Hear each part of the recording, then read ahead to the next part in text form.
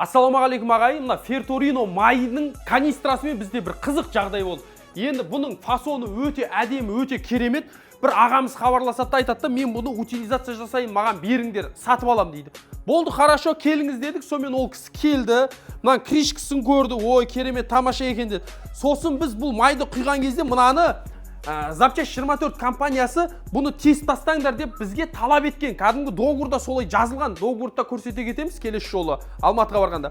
Біз тест тастаймыз. Сонда ол кісі айтты, бұны неге тесіп атсыңдар деді. Аға, тесіскенде бізде сондай талап, сіз бұны утилизация жасайсыз ғой деп ек. Жоқ деп, кәдімгі қапа болып кетіп қалды. Соны бір бауырыма айтып беріп атсам күледі. Сен бұндай канистра, фасовка көп сататын болсаң, саған даже бандиттер келеді дейді. Маған бір жігіттер келген сат деп дейді. Өйткені көп шығатын менде отход дейді. Сонымен сатпайым, сен бұнын контрафакт жасайсың деп айтып ем. Маған бір күні бандиттер келді дейді. Сен неге анаған сатпай атсың?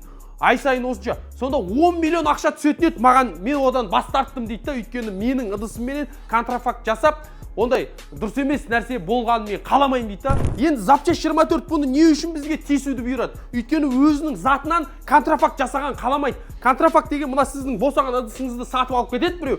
Сөйтеді ішіне 3000 теңгелік май құяды, 18000 теңге, 15000 теңгеден сата береді ғой. Ондай нәрсе болмас үшін ол кісілер осылайынан жұмыс жасап жатыр.